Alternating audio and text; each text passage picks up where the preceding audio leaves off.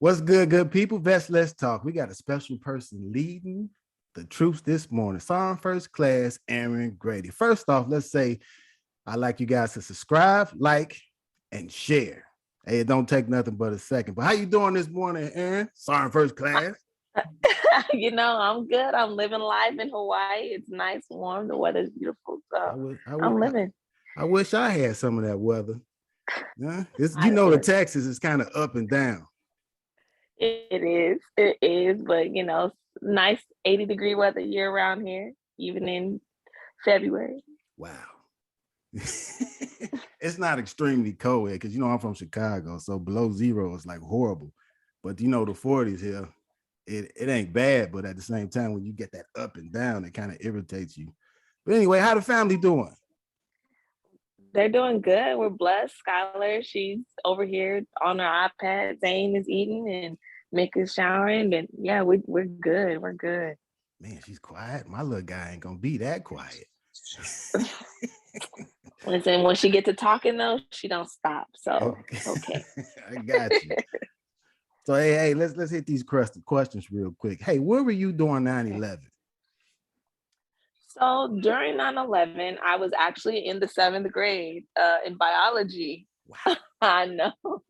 Whenever I tell people that, they're like, girl, you old enough to be like my little sister, my daughter, like my granddaughter. And I'm like, yeah. I was in Miss Tate's class. And they actually, no, it happened right before Miss Tate's class. I was actually in choir, Miss England's class, and they were like, hey, the Twin Towers was just hit. And I was like, what? And then I went to biology, and then they turned on the news, and that's where they just kept replaying the same recording over and over again, and the live footage of the second plane and stuff like that hitting. And which progressed on to, the Pentagon and the other stuff that unfolded that day. But yeah, I was in the 7th grade. I was in middle school. Wow. So what made you join during the time of war? So I actually wanted to join the military probably since I was younger, but I kept changing what I wanted to do. When I actually joined, so I originally wanted to join and become an MP because I thought what they did was cool. And that was when I was a little girl. I know. I know. After working with the MPs, like I quickly took that back. I was like, nah, I'm good. I'm glad I'm a medic. But once I got older, I was supposed to go into the Marine Corps. And then I had some health issues and I couldn't join the Marine Corps. And so I was like, you know what? Like, I felt like it was God telling me, I wasn't meant to join the Marine Corps. So I was like, man, my mom's in the military. She's a 68 whiskey, or she's a medic. What I wouldn't give to have my mom be there for my sisters, so that way she can raise them, much like I wanted her to raise me, because my mom was gone a lot. Not that she didn't raise me, she did phenomenal. I don't want to take away from my mom. She sacrificed a lot. She was a single parent, but I just felt like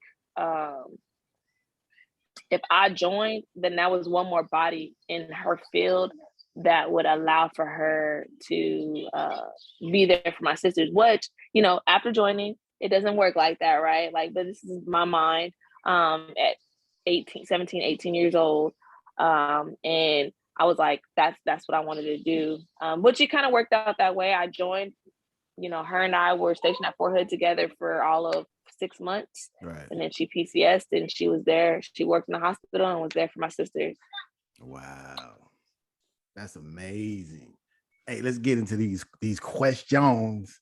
Hey, first off, to this question, like I want to ask you, how did you meet your husband? But let me start, because I served with my military in the military, and I like to tell people how I met my wife. I was at the barracks one day. I might get in trouble. I know I'm gonna get in trouble. I ain't no Mike to it. I was walking in the barracks, and she seen me and she stopped me. She was like, "Hey, when I see you, why don't you talk to me?" I was like, "Man, this joke is nuts." And then, but I kind of caught that as she opened the door, but like, yeah, she was on my heels. She was kind of jocking me a little bit, Oh my goodness! I know I'm gonna get in trouble, but that's okay. How did you meet your husband? So I actually met him. We've known each other since high school, since my sophomore year in high school. But we didn't become friends until 2010. After we got back from our deployment, we met at a club. We reunited our meeting at a club, and I actually almost cussed him out. What? Yeah, because he catcalled me, and I just did not appreciate that. I was like, did you just catcall me? Which he did admit. He actually just admitted last year, after us being together for 7-8 years, that he in fact did catcall me. He just didn't want me to cuss him out today.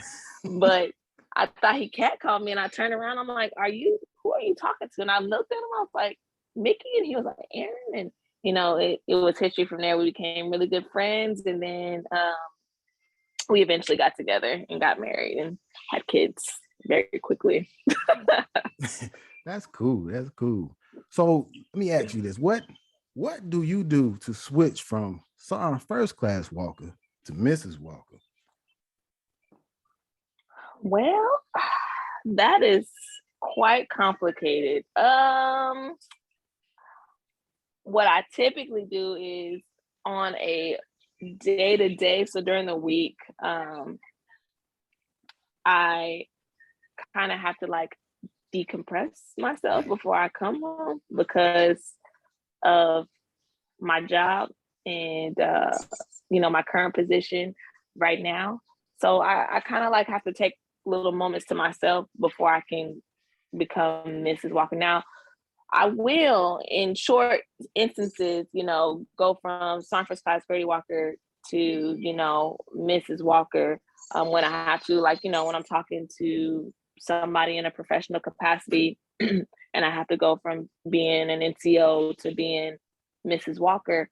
I am able to do that, but to give my family me, I have to kind of take moments to myself because the Army does consume a lot. You're right. And that's kind of big. And I see that in a lot of households. They kind of carry over what they deal with. Not only, let's say, for like the military, because I share a little bit. Me, I was a parole officer for a couple of years. And there was a lot of things that I've seen and dealt with that I really couldn't handle in my mind due to certain things. But at the same time, it's hard to bring yourself to a certain mindset when you're dealing with all these people all day with all these questions, and you just got to jump through so many hoops just to come down to somebody else's standard. Then you come home and you have to be this motivated, and you have to be another type of person. It's like the hats. You wear so many throughout your day and throughout your life. But so, okay, would you say having your spouse as a best friend allows for a successful marriage? So, okay, a lot of people get this mixed up: perfection and successful. Now, there's no such thing as a perfect. Let's understand that a perfect marriage. Now, success is building blocks. It allows you to get things wrong before you get it right. Now, perfection, I've never seen it. I don't know what it is. I don't even think it exists.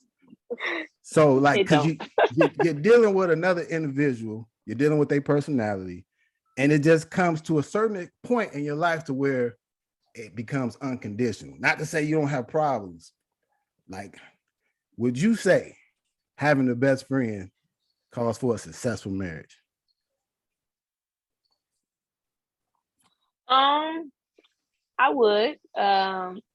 So I think that my husband and my foundation is different because we started off as friends, and we were friends for a very long time before him and I, actually made it official and got together.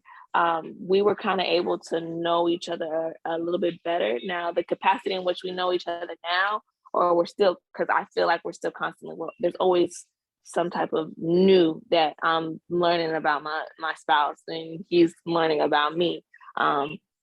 Just as we get older, we're constantly changing. But I would say that having him as my best friend has absolutely been like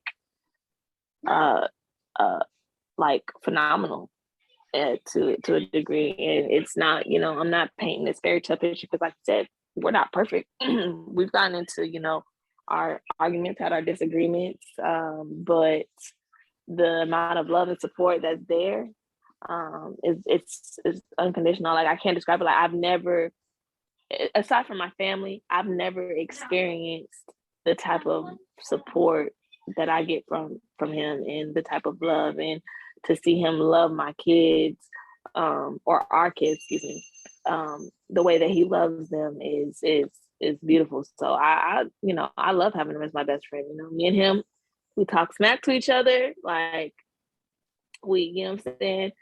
We don't wrestle like that because, I'll beat him up. But he must not be in the room. I know he's not in the room. He's not yet. He's not. He's coming. He can hear me. But it's been great. Like, I like having him as my best friend. You come quick to forgive, like that being your friend, because you got a lot of people that go into this little love thing, not to sit back and say that kind of goes away quick. Sometimes it'll last a year, 2 years, but real quick you get to knowing that person and what they go through and what they deal with it on a day-to-day basis. So, okay, this might be a tough question, might not be, but how do you cope with long hours, or being away in school, or being in another country while being married? So so this question, I don't know that it's really a coping mechanism, but I would say that I just get support. Like, that's the best way I can put it. Right? Like, I'm able to have a peace of mind because of the support that I have, like the support from him, the support from our family when I'm away during our long hours. Like, we're just constantly communicating, and he understands, right? Like, he knows what my job entails, and I try to keep that clear, open communication about, like, hey, on a day-to-day, this is what it is. Sometimes stuff comes up, I got to be able to adapt. We got to be able to adapt, and just to him having an understanding. So I think that it's not really a coping mechanism. It's more so like, what how is our relationship, like, fundamentals, if you will, right, able to allow me to have a better peace of mind. Right. It's kind of like that trust level that you have, that you can go away and be like, everything is fine and I don't have to worry about anything. I completely understand that, because you get a lot of people missing their homes or their kids, and they kind of break down.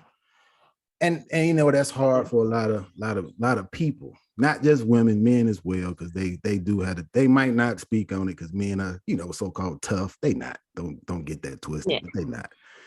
So, okay, you get somebody, hey, Sergeant First Class, what do you do? Like, how do you do it? Like, in your marriage, how do you do it? Because you get this young, but the young folks, these privates, they want to just jump into something. And once they jump into it, they out of it the next month. So, like, how do you do it? So I actually have had quite a few of my soldiers that have hopped and skipped right on into a marriage, and then Mama Grady, I told you shouldn't have did that, because you don't really you don't know, you don't have a foundation with this person. You think you do after 2 months, but you don't, right? Like, and I'm not saying that the far-fetched things don't happen. There are people that, hey, you are the love of my life, set eyes on, and been together for 40 years after, being together for 2 months and getting married.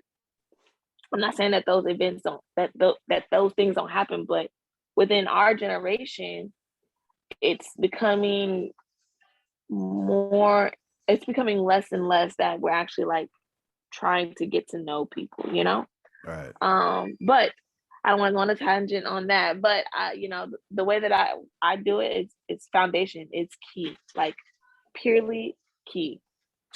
Foundation, having a good base, solid base, is how I make it. And how I'm able to, you know, go on a day to day and, you know, my marriage not be completely destroyed. Now, sometimes the Army does get in the way. And again, we just communicate and we talk it out and talk about it. And I vent and, you know, remind my spouse that like, hey, thank you.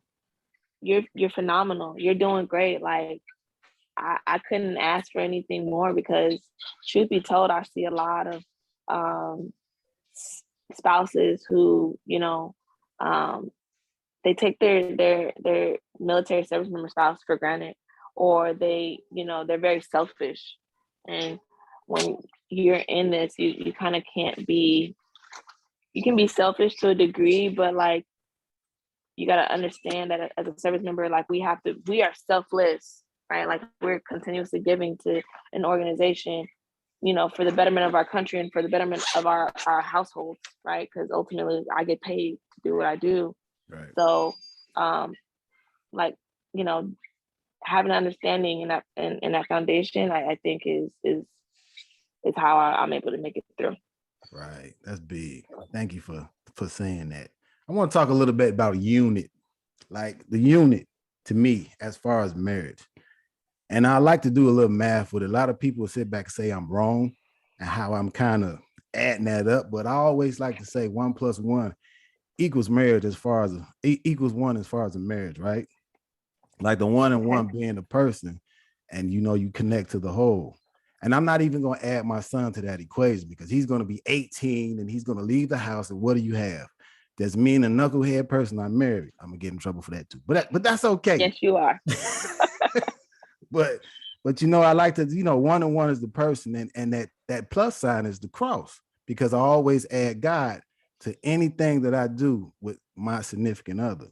So what is a unit to you as far as a marriage?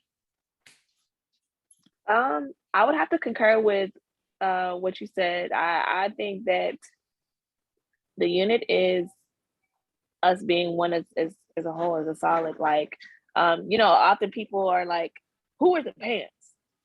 And it's not like that. It's not like that. There's got to be balance, you know. My husband wears one pants leg and I wear the other pants leg, and we just we march along, you know. There's no such thing in my household as